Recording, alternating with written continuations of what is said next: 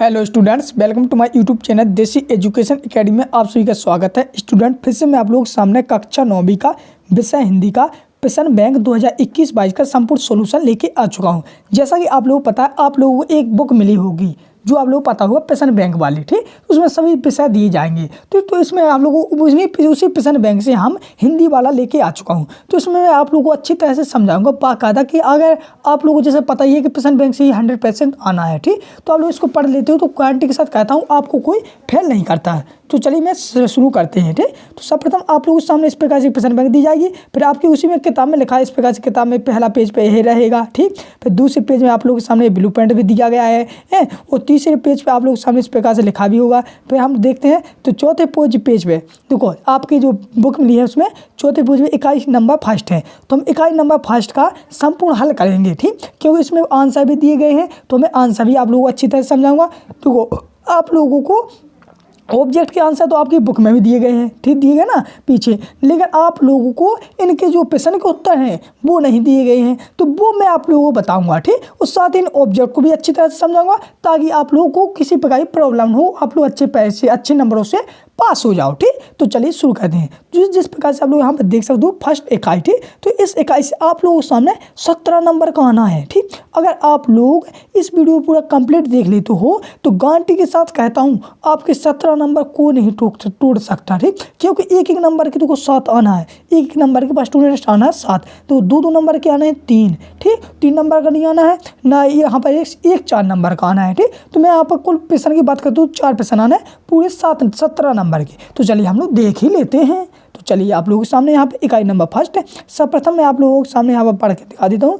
जैसा कि यहाँ पे लिखा है आदिकाल की समय सीमा है। तो आदिकाल की समय सीमा कितनी है? तो इसका आंसर हो जाएगा का नंबर सही सन 1993 से सन 1318 तक। सूरदास की देखो मैं आप लोगों को बताता जाऊँ, आप लोग आंसर भी अगर आते हैं आप लोग कमेंट करते जाना, मैं जल्दी जल्दी आंसर भी बताता जाऊँ, ठीक। सूरदास किस भक्ति शाखा कवि है? तो एक किसकी भक्ति है? तो एक कृष्ण भक्ति शाखा की, ठीक। तीसरे की बात करें, तीसरे कवि में लिखा है आदिकाल को रामचंद्र शुक्ल के नाम से नाम दिया गया है। तो तीसरे का आंसर हो जाएगा आप लोग सामने वीर गाथा काल, ठीक। तो गा नंबर आपका सही हो जाएगा। तो बच्चों पढ़ाई में आते हैं डाउट्स सॉल्व नहीं हो पा रहे हैं, घबराओ मत, इसका सॉल्यूशन है डाउटनट ऐप। जिस भी सवाल में आपको डाउट है उसकी फोटो खींचो, क्रॉप करो, बस 5 सेकंड के अंदर अंदर आपको वीडियो सॉल्यूशन मिल जाएगा, वो भी बिल्कुल फ्री में। यानी अब आप पूछिए अपने अनलिमिटेड सवाल कहीं भी कभी भी। अब चाहे आपका सवाल क्लास 6वीं से 12वीं या IIT जी नीट का हो या फिर CBSE यूपी बिहार राजस्थान या अन्य स्टेट बोर्ड का हो, वो भी सब्जेक्ट हो, physics chemistry math biology science, आपके सभी सवालों के जवाब मिलेंगे आपको सिर्फ डाउटनट ऐप पर। साथ ही डाउटनट पर चल रही है क्लास 9वीं से 12वीं IIT जी नीट के बच्चों के लिए ऑनलाइन क्लासेस, जिसका हिस्सा बनकर देश के सभी राज्यों से बच्चों लेकर आए राइन कॉइन्स।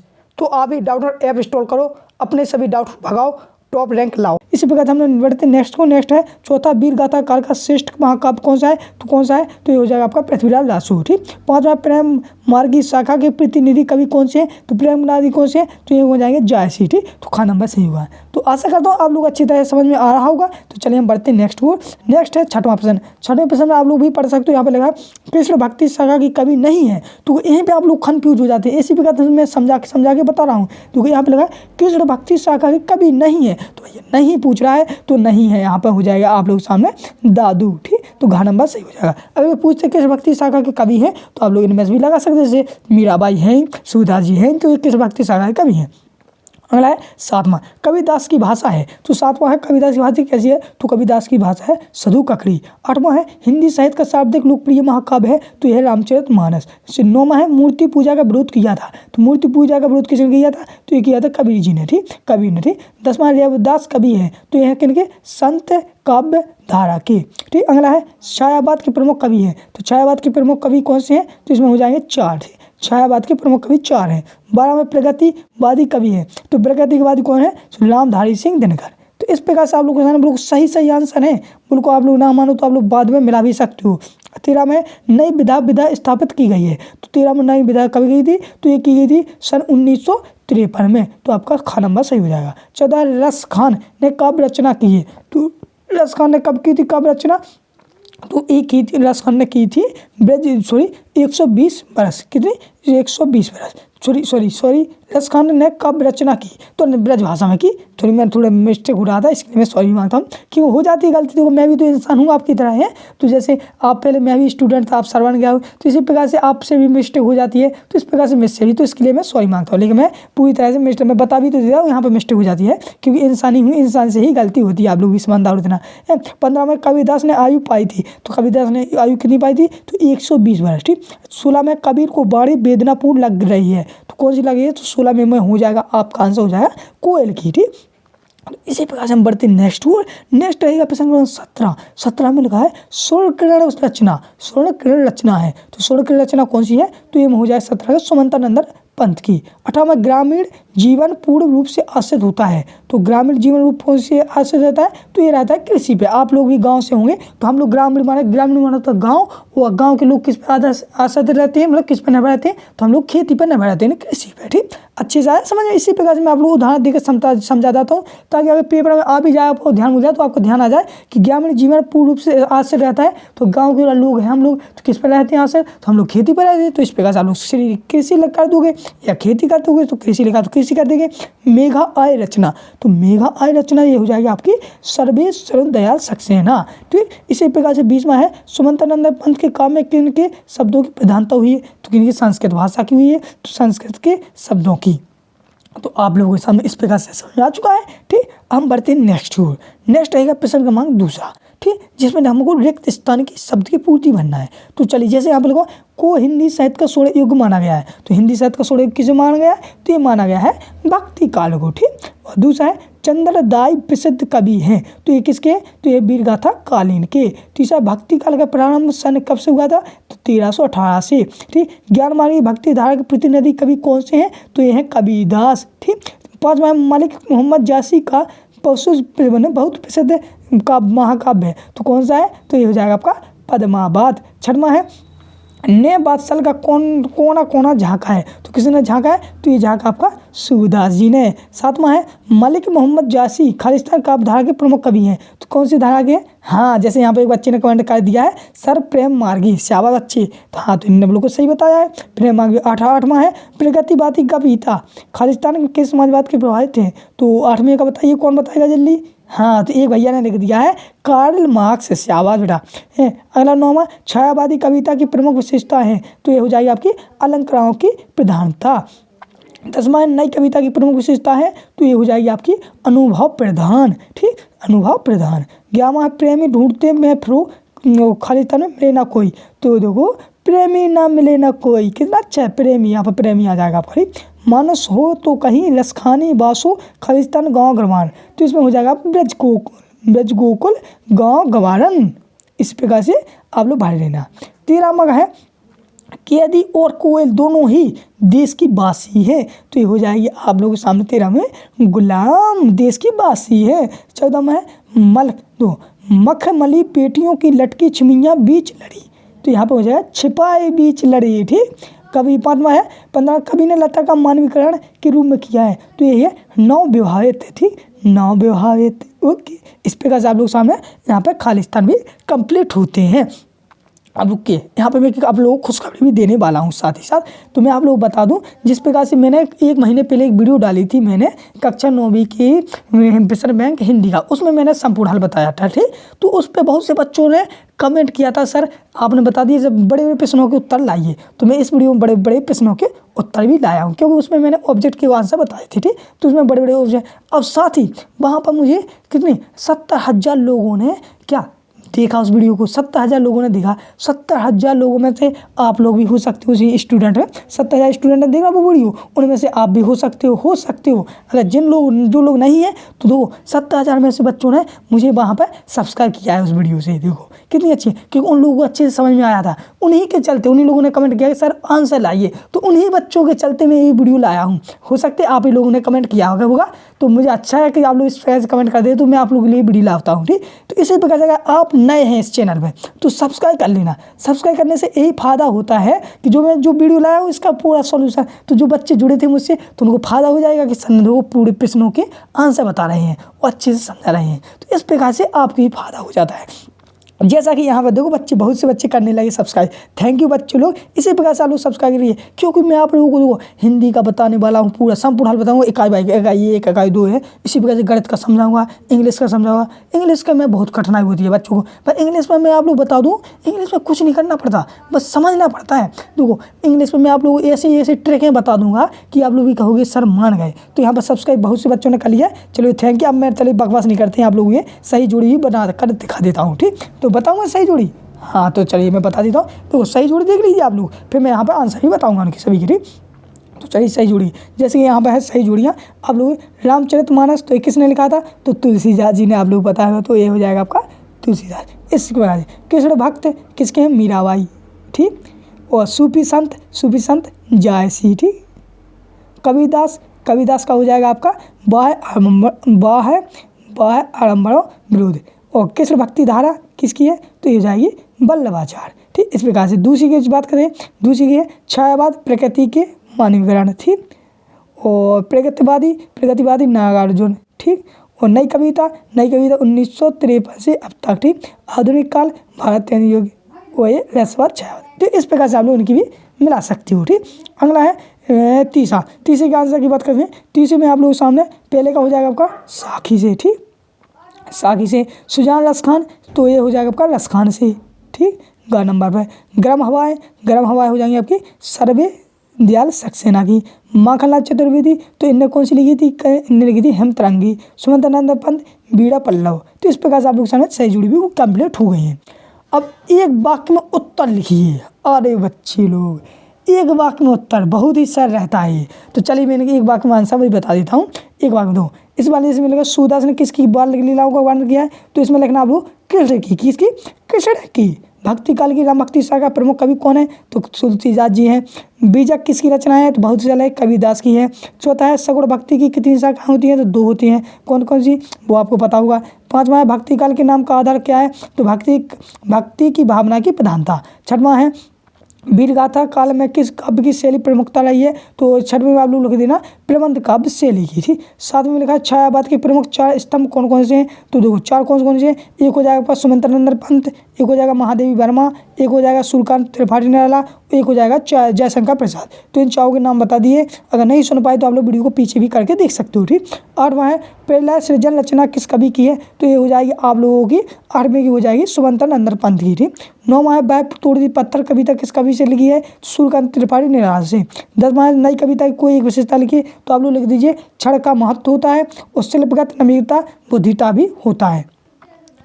ठीक, अगला 11वां आप लोग सामने कबीरदास जीवन की अंतिम दिनों में कहाँ चली गई थी? तो कबीरदास जीवन की अंतिम घड़ी में कहाँ चले गए थे? तो ये चले गए थे मगहर। ठीक, तो क्या लिख दिया आप? छोटा छोटा है, छोटा मा छोटा गा छोटा रा मगहर। ठीक, दूसरा है 12वां ज्ञान की तुलना किससे की गई है? तो आंधी से की गई है। 13 है मुरली है तना अर्धा से कौन सा अलंकार है? तो एमक अलंकार है।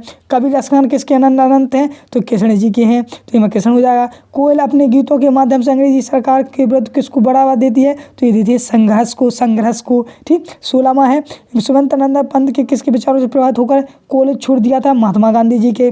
चांदी की उसी उजली जाली में कौन सा अलंकार हो जाएगा? तो इसमें हो जाएगा आपका कौन सा अलंकार हो जाएगा?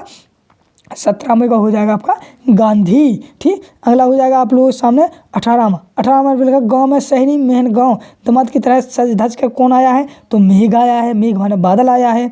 मेघ के आगमन की सूचना देने आगे कौन सा प्रश्न पूर्वक चल रहा है? तो कौन चल रहा है? प्रसन्नतापूर्वक हवा, जिसको इंग्लिश में बोलते हैं हम लोग एयर। ओके भैया, तो इस प्रकार से आप लोग अच्छे समझ में आ गया। सत्य की बात बहुत ही सरल है। देखो सत्य बता देता हूँ मैं। ठीक, तो पहला आपका हो जाएगा असत्य। ठीक, मैं डॉक्टर ऐसे बता रहा हूँ। पहला आपका असत्य होगा, हाँ, दूसरा असत्य होगा, तीसरा असत्य होगा, चौथा असत्य होगा, 5वां भी असत्य होगा, 6वां भी असत्य होगा, 7वां भी असत्य होगा, 8वां भी असत्य होगा, 8वां सत्य होगा। ठीक, क्योंकि 8वें पे ये लिखा ना निराला जी की रचना कुक्रमता है, तो हाँ सत्य है।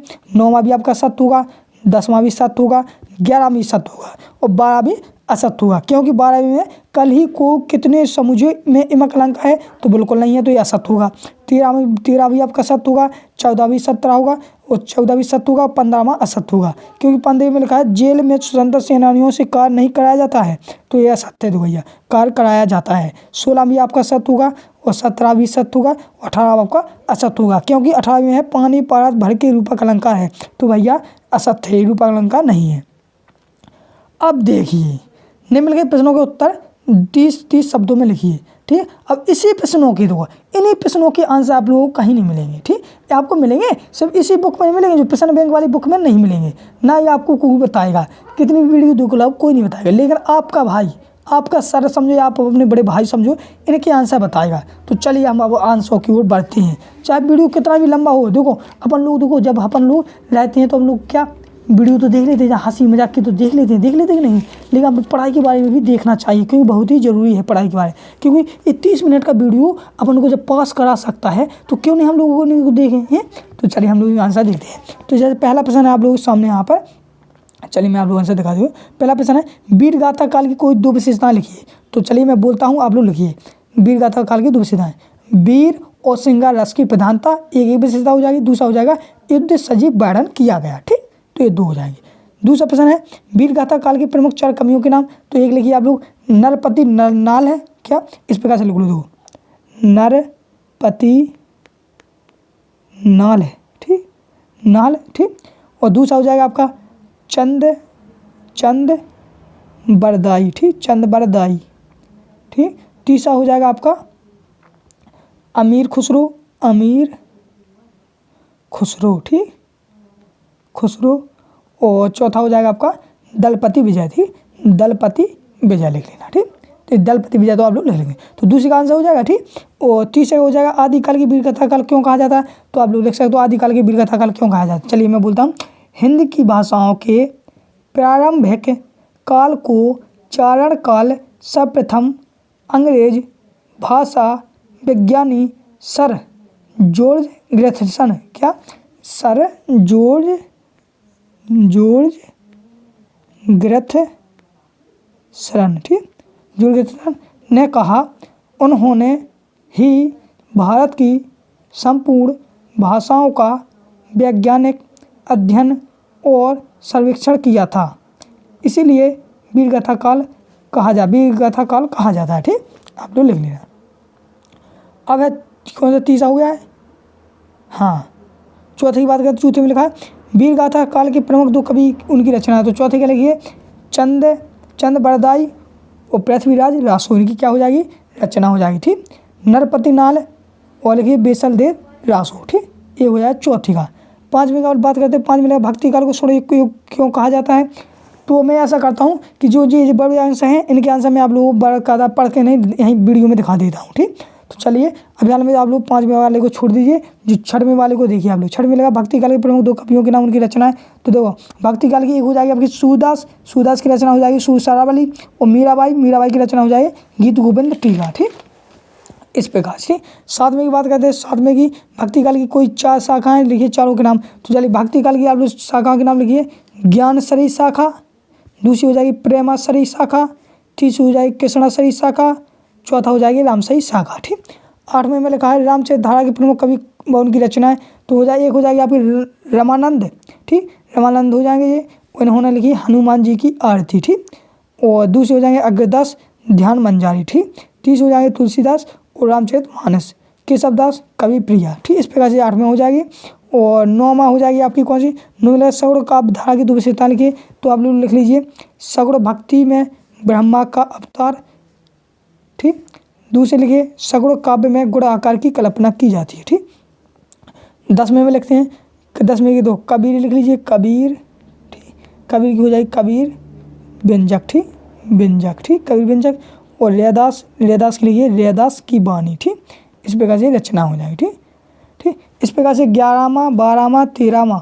ठीक, तो ये काफ़ी बड़े हैं, इसलिए मैं पढ़ के नहीं सुनाता, उस बाकायदा मैं आप लोगों को इनके आंसर दिखा देता हूँ। ठीक, जिस प्रकार से आप लोग यहाँ पर 15 तक के, यहाँ पर 15 में है ना, यहाँ पर 15 तक।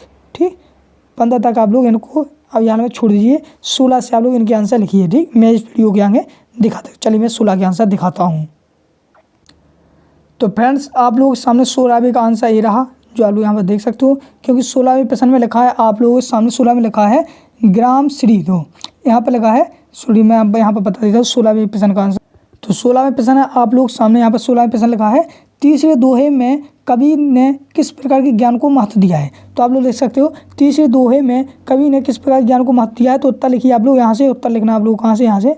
तीसरे दोहे में कवि ने सांप्रदायिकता एवं भेदभाव सहित सच्चे ज्ञान की प्राप्ति को महत्व दिया है। संसार की लोक साहित्य में फंसकर बच्चे ज्ञान को उसकी महिमा के से अनजान रहे हैं। तो इस आगे से आप लोग 16वीं का आंसर हो जाएगा, क्योंकि मुझे पता था कि आप लोग इस प्रकार से नहीं लिख पाएंगे बोल के, वो वीडियो भी लंबा हो जाएगा, वो आप लोग समझ में नहीं आ गया। तो इसलिए प्रकार से हमने आप लोगों के सामने इस प्रकार से भी वीडियो लेके आ चुका हूँ, क्योंकि मैं इसमें आंसर लाया हूँ, मुझसे मैं आप लोगों के सामने प्रश्न पढ़ दूँ।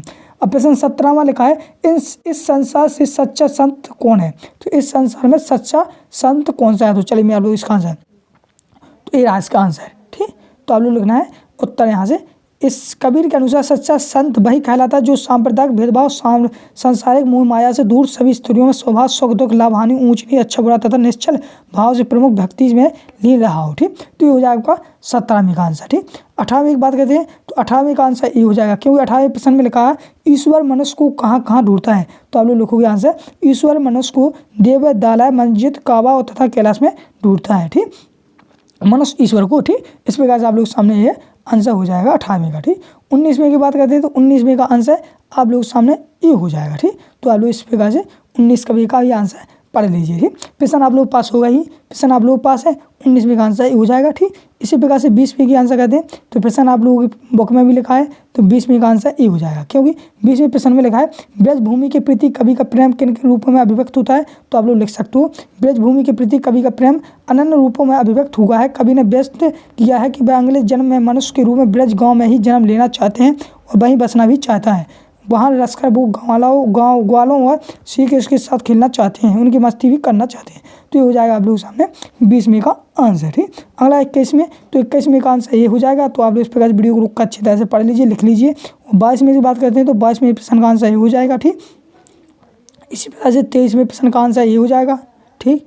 24वें प्रश्न का ये आंसर ये हो जाएगा, ठीक। क्योंकि कोयल की कूक सुनकर कवि का क्या प्रतिक्रिया है। तो आप लोग देख सकते हो उत्तर यहीं से, ठीक। ये आपका 24वें का आंसर हो जाएगा, ठीक। 25वें की बात करते हैं तो 25वें का ये हो जाएगा, ठीक। और 26वें की बात करते हैं तो 26वें का आपका ये हो जाएगा, ठीक। 26वें का आंसर। और 27 की बात करते हैं 27 का आंसर ये हो जाएगा, ठीक। क्योंकि 27 में आप लोग पता है कवि को कोयल से ईर्ष्या क्यों हो रही है। तो आप लोग इसका आंसर लिख लेना, ठीक। 28 की बात करते हैं तो 28 का आंसर ये हो जाएगा, ठीक। और 29 की बात करते हैं तो 29 का आंसर ये हो जाएगा। इस प्रकार से आप लोग वीडियो को रुक कर अच्छी तरह से लिखते जाइएगा। 30 की बात करते हैं 30 का आंसर हो जाएगा। 31 की बात करते हैं तो 31 का आंसर हो जाएगा। 32 की बात करते हैं तो 32 का आंसर हो जाएगा। 33 का आंसर हो जाएगा। 34 का आंसर हो जाएगा। 35 का आंसर हो जाएगा। 36 का आंसर हो जाएगा। 37 का आंसर हो जाएगा।